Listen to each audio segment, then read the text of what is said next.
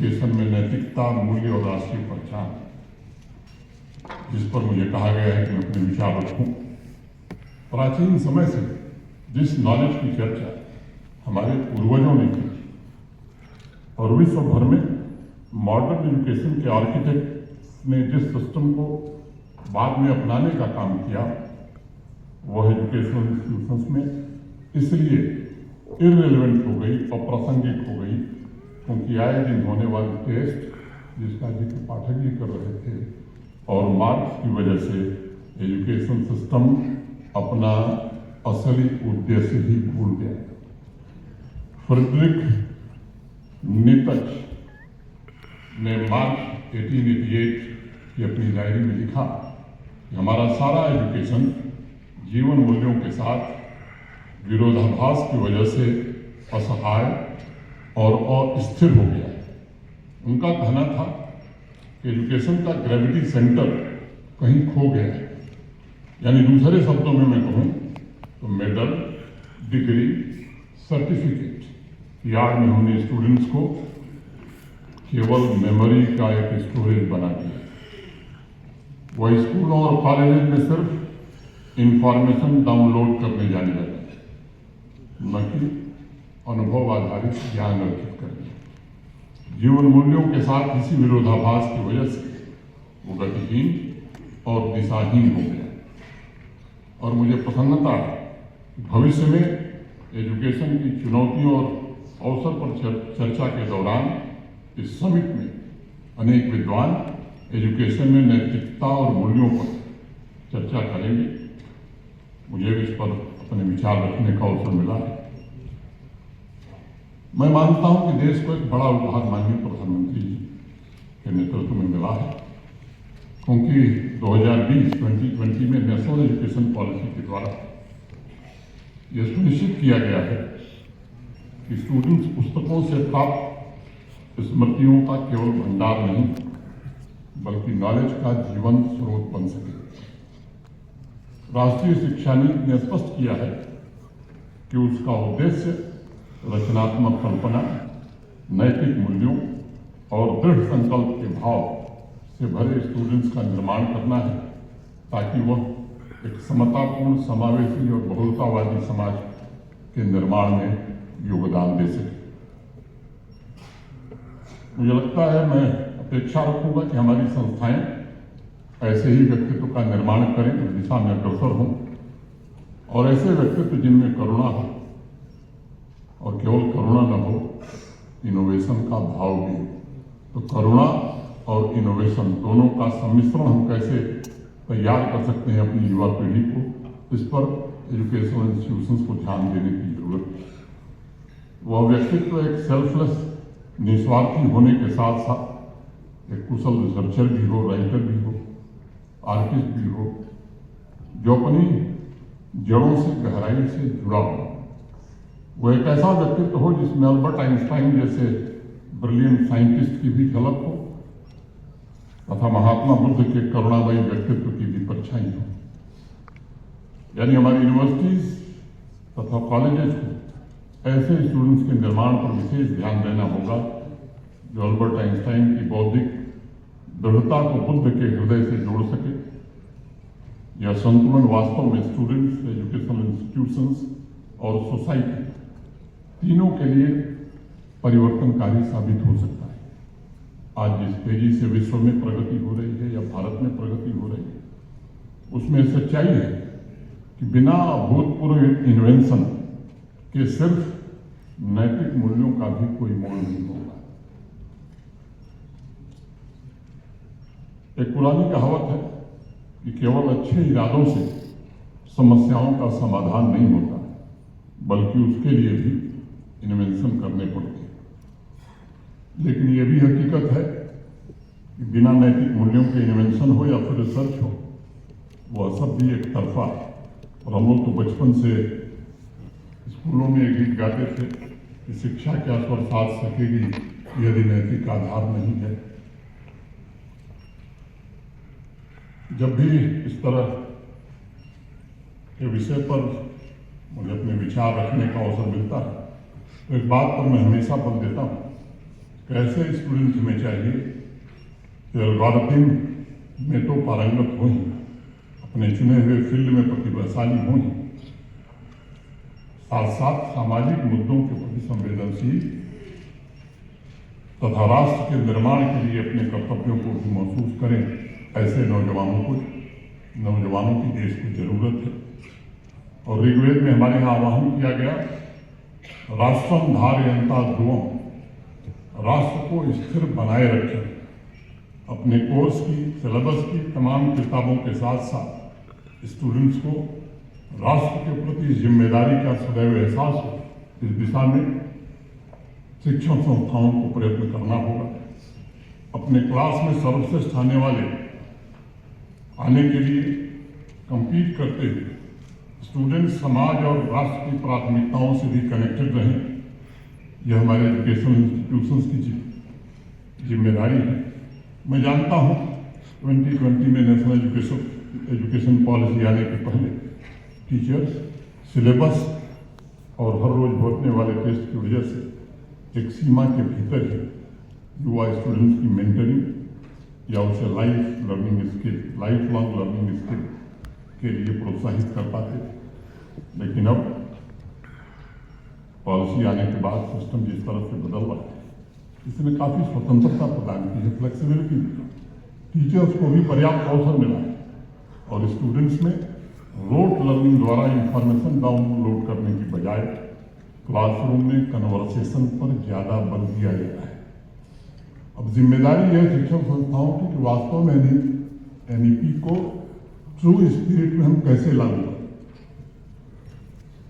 मैं भी बात कर रहा था किसी से, जब तक अखबार हम नहीं पढ़ते मुझे लगता है कि वो उससे काम हमारा नहीं चलता।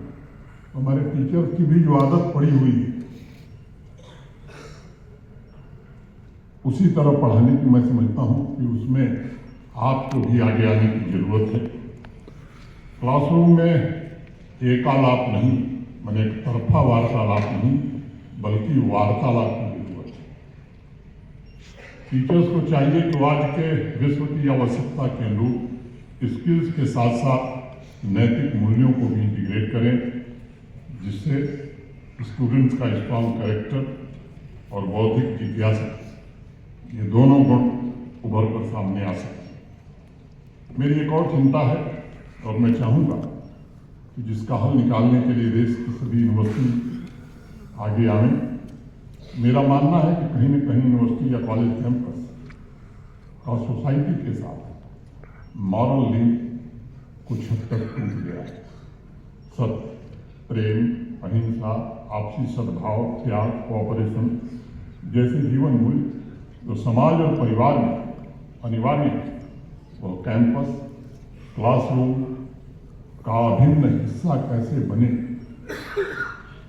इस पर हमें काम करने की आवश्यकता है और ये विचार करने की आवश्यकता है कि ऐसा हुआ क्यों। इसे बदलना ही होगा। आप 2 मिनट के लिए गौर करिए, आज जो युवा किसी आर्टिफिशियल इंटेलिजेंस मॉडल का कोड लिख रहा है, वो बीते कल किसी न किसी कॉलेज का स्टूडेंट रहा होगा। आज अगर उस आर्टिफिशियल इंटेलिजेंस मॉडल में पक्षपात या बायस नजर आ रहा है, तो क्या हम ये न माने कि वो इस वजह से है क्योंकि मॉरल लिंक टूटा हुआ था। उसका असर उसके भविष्य के कार्यों पर पड़ रहा है और वह कार्य समाज, देश के साथ साथ आने वाली पीढ़ी को भी प्रभावित कर रहा है। और इसलिए इनोवेशन और ग्रोथ को समाज के नैतिक मूल्यों से जोड़ने की और कोर्स के साथ साथ उसे इंटीग्रेट करने की सख्त आवश्यकता है। और मैं मानता हूँ कि 3 health, heart and heritage classroom में इन 3 एच पर विशेष ध्यान केंद्रित फोकस स्टूडेंट के टूटे हुए मॉरल लिंक्स को पुनर्स्थापित करने के लिए अगर हम करें तो शायद उपलब्धि हम हासिल कर पाएँ। यह भी सच है कि बिना एथिक्स और वैल्यू के कटिंग एज एजुकेशन हो, स्किल्स हो या टेक्नोलॉजी, ये लक्ष्यहीन होंगे। वह ऐसा ही होगा कि गाड़ी तो बड़ी महंगी है लेकिन उसका इंजन गायब है। एजुकेशन सेक्टर की आत्मा की तरफ एथिक्स और वैल्यूज हमें समाज और राष्ट्र हित के लिए उद्देश्य प्रदान करते हैं। आज की टेक्नोलॉजी कब पुरानी हो जाएगी कोई नहीं जानता। आज जो रिलेवेंट है कल इरेलेवेंट हो सकता है, लेकिन नैतिक मूल्य शाश्वत हैं और वे हमेशा राष्ट्र का मार्गदर्शन करते रहेंगे। साथ ही साथ हमें यह भी ध्यान रखना है कि ग्लोबल कंपटीशन के इस दौर में बिना स्किल्ड इनोवेटर के हम तरक्की की कल्पना भी नहीं कर सकते।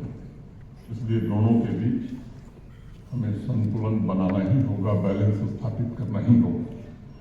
कुछ लोग सवाल उठा सकते हैं कि साहब ये बैलेंस कैसे स्थापित हो। मैं मानता हूं कि यूनिवर्सिटीज में होने वाले रेगुलर टेस्ट की जगह युवा चित्त को वास्तविक दुनिया की चुनौतियों से मुकाबला करने के लिए हम तैयार करें। और मैं कहना चाहूँगा कि अनेक आज विश्वविद्यालय भी जिंदल साहब ने बताया, अनेक शिक्षण संस्थान इस दिशा में काम करते हैं। समाज की जो सोसाइटी की छोटी छोटी समस्याएं आप बच्चों से कहिए, वो उसका समाधान देंगे, आप उन्हें प्रेरित करिए। दूसरा, इस बात का भी ध्यान रखिए, innovation is about people. Innovators को भी ये सोचना होगा कि इस इनोवेशन से आखिर समाज के किस वर्ग को लाभ मिलने वाला है। हमें ये सुनिश्चित करना ही होगा कि टेक्नोलॉजी के मॉडल पक्षपात से रहित हों। एक समय था जब एजुकेशन को क्लासरूम से निकालकर लैब में ले जाया गया। अब समय आ गया है कि एजुकेशन को लैब से निकालकर रियल वर्ल्ड में ले जाए। जिंदल साहब ने जिक्र किया जो डिस्कनेक्ट है एकेडमी और इंडस्ट्री। एक दूसरी महत्वपूर्ण बात भी मैं कहूँगा, अभी तक हम जिसका जिक्र उन्होंने किया, मैं उसका भी संक्षेप में जिक्र करता हूँ। एकेडमी और इंडस्ट्री के बीच मौजूद गैप को समाप्त करने ये वक्त की जरूरत है, आवश्यकता है। टेक्नोलॉजी के एडवांसमेंट से आवश्यक हो गया एकेडमी, इंडस्ट्री और कम्युनिटी। उसमें एक शब्द मैं जोड़ देता हूँ, इन तीनों के बीच बेहतर संबंध स्थापित हो सके ताकि साइंस या टेक्नोलॉजी का स्टूडेंट अपनी संस्कृति को समझ सके और उसमें राष्ट्र गौरव की भावना जागृत हो सके। एजुकेशनल इंस्टीट्यूशंस की जिम्मेदारी है कि युवा चेतना में राष्ट्रीय पहचान से उपजी गौरव और सम्मान की भावना पैदा हो। नई पीढ़ी आज दूसरे कल्चर के बारे में जितना जानती उतना ही कम उसे अपनी जड़ों के बारे में पता। मैं नहीं चाहता कि युवा चित्र अतीत उन्मुख हो, लेकिन मैं चाहूँगा युवा अतीत से प्रेरणा लेकर उज्जवल भविष्य के लिए दृढ़ संकल्पित है। तमाम रिसर्च ने साबित किया है कि भारत ही विश्व की सभ्यता और संस्कृति का इंजन है, जिसने सिर्फ वेस्टर्न वर्ल्ड को ही स्टोन एज से निकालने का काम नहीं किया, बल्कि साइंस, मैथ, एस्ट्रोनॉमी, मेडिसिन के आविष्कार के द्वारा सामाजिक आर्थिक उन्नति की नींव रखी। आज आवश्यकता इस बात की नहीं है कि हम आत्मप्रशंसा करें और वेद उपनिषद पढ़कर अपने कर्तव्यों की तीसरी समझें, बल्कि हम वेदों में मौजूद ज्ञान को दोबारा प्रयोग में कैसे ला सकें, उसे प्रैक्टिकल कैसे बना सकें, उसे सहज रूप से मेन स्ट्रीम एजुकेशन का हिस्सा कैसे बना सकें, उसे चेतना के प्रथम तल पर हम कैसे स्थापित कर सकते हैं, उसे संपूर्ण विश्व में कैसे हम फैला सकते हैं और उस ज्ञान के द्वारा अपने देश को कैसे नॉलेज इकॉनमी के रूप में परिवर्तित कर सकते हैं। मैं समझता हूँ ये सबसे बड़ा दायित्व आज की युवा पीढ़ी और एजुकेशनल इंस्टीट्यूशन का। जब वेदों की रचना हुई सबका कालखंड अलग था, आज बड़ा बदलाव आ गया है दुनिया। कॉम्पिटिटिव दौर से हम गुजर रहे हैं, जहाँ प्रतिदिन नई टेक्नोलॉजी, नए इनोवेशन का जन्म हो रहा है। उसका इंटरेस्ट जागृत करने के लिए सहज भाषा में अपनी अमूल्य निधियों को हमें सामने रखना ही होगा। अलग अलग टारगेट रीडर्स में आए, हमें मॉडर्न परिप्रेक्ष्य को ध्यान में रखते हुए इस अभियान से जोड़ने की जरूरत महसूस की जा रही है। एक दूसरी बड़ी आवश्यकता इतिहास को सुधारने और उसको सही रूप में समाज के हर एक वर्ग तक पहुंचाने की भी है। हमारे पूर्वज वैदिक काल से तथ्यों को लिखने और लोगों तक पहुंचाने का सटीक काम करते रहे, लेकिन अनेक कारणों से आधुनिक काल में भारत अपना इतिहास लिखना भूल गया। हम अपनी ही अनमोल परंपरा, संस्कृति, ज्ञान, विज्ञान लोगों तक नहीं पहुंचा पाए। इसलिए अनेक लोग ये दावा करने लगे कि साहब पर्सिया से कुछ हमारे पास आया था, तो कुछ चीजें मुगल काल में हमारे पास आई। तथ्य इस बात के प्रमाण देते हैं, ये बातें बेबुनियाद हैं। जानबूझकर कुछ इतिहासकारों ने भारत की प्राचीन खोजों, साइंस, साहित्य, कला, आर्किटेक्चर में उसकी उपलब्धियों का जिक्र नहीं किया। भारतवर्ष में जिस समय मैथ साइंस अपने शिखर पर था, उस समय पर्सिया में दूर दूर तक मैथ साइंस का जिक्र तक नहीं। Edmund Bosworth, Patricia Crone, Hughes Kennedy, Kevin van जैसे अनेक दुनिया के जाने माने रिसर्चर्स ने इस बात का जिक्र किया है कि वहाँ के स्कॉलर्स के द्वारा भारत यात्रा के दौरान संस्कृत की साइंटिफिक किताबों का अरबी में अनुवाद किया गया था। ये सारे लिखित तथ्य आज मौजूद हैं, जिनका साक्ष्य मौजूद है। अनेक रिसर्चर्स ने लिखा है कि 12वीं शताब्दी में यूरोप का जो प्रथम पुनर्जागरण, फर्स्ट रिनाशा, भारत के ज्ञान, विज्ञान, संस्कृति, कला के खजाने की देन थी। यानी उससे भी हजारों वर्ष पूर्व भारत एक साइंटिफिक नेशन था और उस रूप में अपनी पहचान स्थापित कर चुका था। बहुत से वेस्टर्न इतिहासकारों ने एक मिथक तैयार किया कि साहब मैथमेटिक्स तो बगदाद में डेवलप हुआ था। अभी कुछ दिन पहले विलियम डैम्परे की एक किताब आई है, मैं आग्रह करूँगा जरूर उसे पढ़ें। उसने उस मिथक को तोड़ा और रिकॉर्ड को दुरुस्त करने का काम किया। उन्होंने लिखा है कि 8वीं शताब्दी के उत्तरार्ध में भारत से ये बगदाद गया और 500 साल बाद इटली पहुंचा और फिर वहाँ से यूरोप के अन्य देशों में फैला। सभी स्टूडेंट्स को ये जानने की आवश्यकता है, वो कौटिल्य, चरक, सुश्रुत, आर्यभट्ट, वाराहमिहिर, ब्रह्मगुप्त, भास्कराचार्य, महर्षि कणाद जैसे विद्वान साइंटिस्ट और मैथमेटिशियन के उत्तराधिकारी। इसके लिए यूनिवर्सिटी को अलग से कोई सिलेबस बनाने की जरूरत नहीं है, बल्कि अनिवार्य रूप से क्लासरूम का हिस्सा होना चाहिए। अपनी बात में समाप्त करूं, इस बात को मैं दोहराऊंगा कि हमारा लक्ष्य संतुलित युवा व्यक्ति, बुद्ध और आइंस्टाइन के मिले जुले स्वरूप का निर्माण होना चाहिए। हम एथिक्स और वैल्यूज की नींव पर cutting edge skills and technology का मजबूत भवन खड़ा करना होगा। मैं एक बार पुनः बालाजी फाउंडेशन को भारत शिक्षा समिति के आयोजन के लिए हृदय से बहुत बहुत बधाई देता हूं और आप सबके प्रति हृदय से कृतज्ञता व्यक्त करता हूं कि आपने मुझे धैर्य से सुना। बहुत बहुत धन्यवाद। जय हिंद। बहुत बहुत आभार।